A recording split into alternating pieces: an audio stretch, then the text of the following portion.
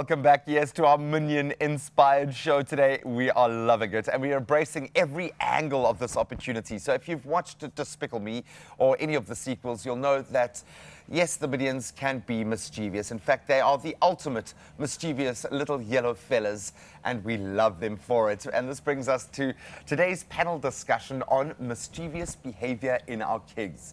Where does it stem from, and how much is too much? And we are joined by a panel of experts today, clinical psychologist Simone Orenser and registered counsellor Kelly Jacobson. They'll be taking us through this, a very interesting topic. Why? Because, yes, I am a parent to 2 young children, so I'm going to hopefully glean a few gems today, but we want you to join in the discussion as well.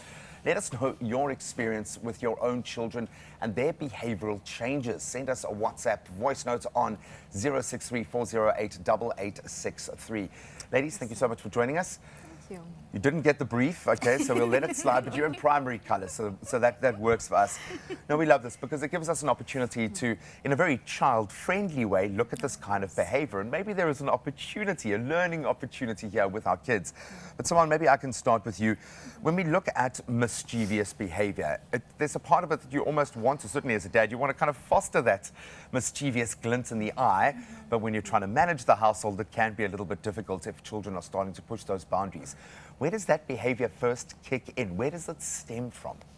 Okay, so firstly, I think it's how you define the word mischievous, right? There is a playful element to it, and of course, kids are naturally playful, and so you need to consider that developmentally it's also appropriate for kids. They need to play. Absolutely, absolutely, right? But when does it become defiant behavior? When does it become inappropriate behavior? There's a couple of things you would rule out first, you know? You'd always first check their physiological needs. You know, are they, especially with young kids, are they hungry?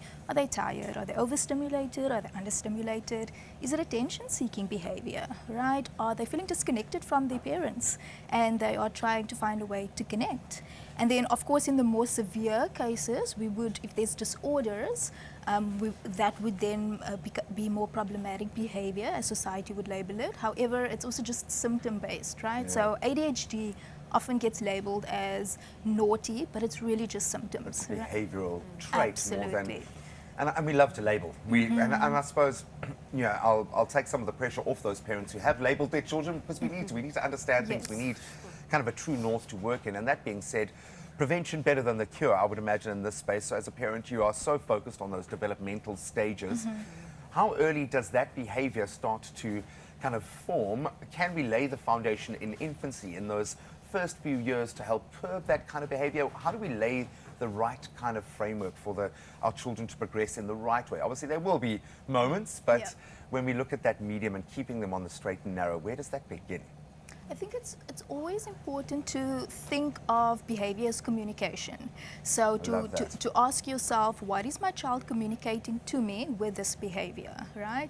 And then once you've established that, then you will decide on how to respond to it, right? So if it is just attention seeking, then you need to find a way to connect with your child. But if it is entitled behavior or overindulged behavior, then you would need to set limits. So I think the first step would be to first figure out what is the behavior communicating.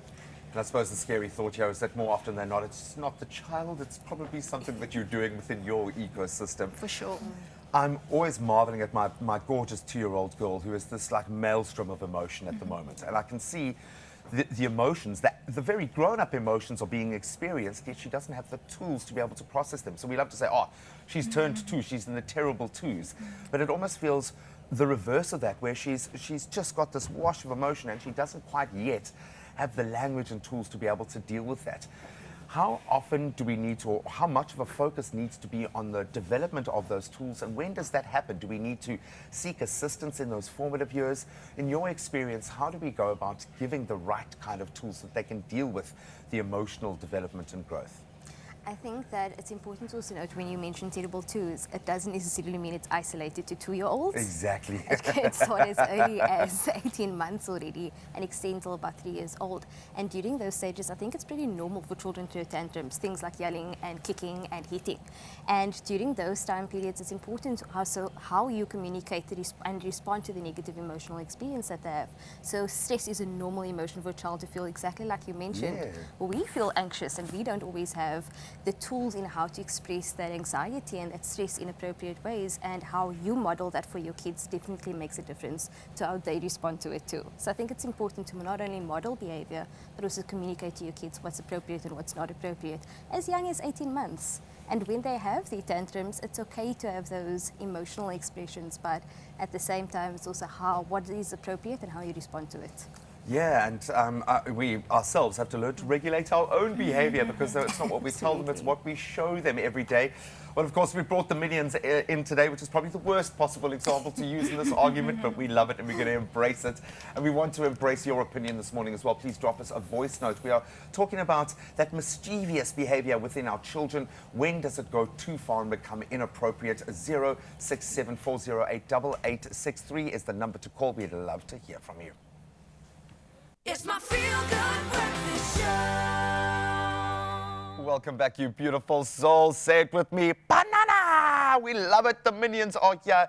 In fact, one of our own, we didn't realize, is actually a minion. Let's check in on little Carlito to see how his transformation is coming on. Look at that. Those things must be tiny, man, but he's loving them, hey? Because they look quite big on your face, so they must be really, really small, I would imagine. Oh, man, you look beautiful. And yes, we are embracing the minions and their mischievous behavior today. And that's all ahead of the release of Minions: The Rise of Gru today. But it affords us an opportunity as parents to look at the behavior of our little ones and disseminate it in a very child-friendly way, which means that, yes, I can understand it as well. And we're joined by clinical psychologist Simone Arendse and registered counsellor Kelly Jacobs. So please, we want you to weigh in on the discussion as well. Let us know your experience with your own children and their behavioral changes, especially through those critical kind of stages of development. Send us a WhatsApp voice note, 063-408-8863. Kelly, let's jump in back with you. I mentioned kind of the modeling behavior versus the teaching behavior. And with parents, you kind of get the feeling that they're always watching. And then inevitably, a behavioral trait or a word will pop up and you're like, oh, my word, that's me. How important is it in those initial phases that we model the right kind of behavior? How much of our child's learning stems from what they pick up from us? I think that it's so important at those stages. Kids learn from watching and observing rather than you telling them certain things to do. So I think it's so important to model behavior that is appropriate, because they are learning and engaging what's morally correct and what's morally incorrect from your experience as a parent, because you're spending the most time with the kids. So I think it's definitely going to have slip-ups here or there, but what's important is talking to your kids through the process, having those conversations about what's appropriate and what's not, and even ways to express emotions, what is appropriate and what's not. So definitely, yeah, holds value. And it does, that helps you unpack a lot of these emotions as well, because you come to grips with it. But I think it's also about, I've learned about, even if you're not ready to deal with that growth phase yet, establish the means to talk about it. Definitely. Learn how to talk with your child. Yes. You really need to be able to establish that means of communication. I think we've got a WhatsApp line, a voice note coming in right now. Rowita from Cape Town, I think, has weighed in. Let's hear what she had to say. Hi, my name is Ruwaida. I just wanted to know, how do you deal with children that don't want to sit still? Always going about and just missing, man. How do you fix that? Or how do you get the child to listen? Because my child, they don't want to sit still. Oh man, they got the restless leg syndrome. I think I still suffer from that as well. Where does that kind of physical manifestation of this behavioral trait come from, and how do you manage it in the moment? Let's start with some practical advice. How do we deal with those restless legs and that kind of behavior when you're just not able to curtail it?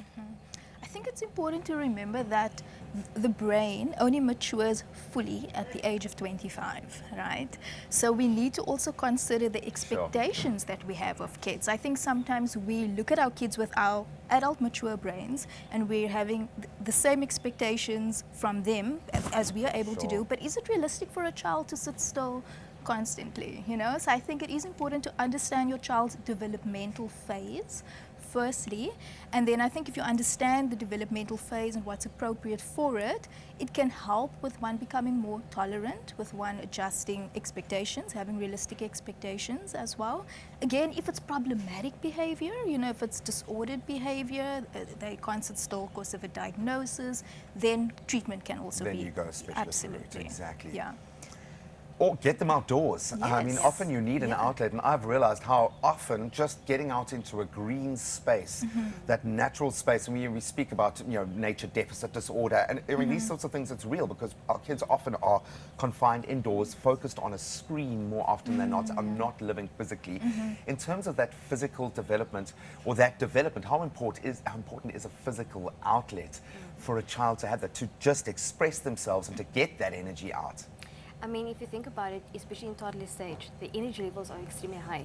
And a lot of times the tantrums come from a place of frustration, not being able to keep that energy out, and the stimulation of being in natural environments too. So I think it's extremely important for kids to have time to play. As much as we focus on the emotional development and social development, and within the educational space, I think being in nature is where, and being in spaces where they can have the energy released, is extremely important and critical to a child's physical development.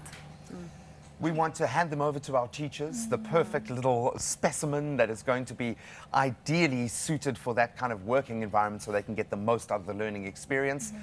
They're naughty once, they're going to set the tone with their teacher. The teacher's probably going to label them as a naughty child. This is, I think, weighs on so many parents' minds. How do we best prepare our children for that next phase when we're handing them over to someone else's care now? We want them, obviously, to be primed to get the most out of that experience. So I truly believe that the best gift we can give our kids is good self-esteem, right? And good self-esteem comes from healthy attachments to caregivers. It comes from having relationships. It comes from how you speak to them, how you respond to them in difficult situations. And I have this saying I like to say, connection before correction. So when your child feels connected to you, it becomes easier to correct the problematic behavior if they feel connected to you. If they don't, then it becomes a lot more harder to intervene. Write that on your hand right now. Connection ahead of correction. Ladies, thank you so much. I did get some absolute gems there. And when in doubt, just scream, banana! Get that frustration out and carry on as per normal. We are loving the Minions today. It's going to give us an opportunity to, yes, have a lot of fun, but learn some valuable life lessons as well.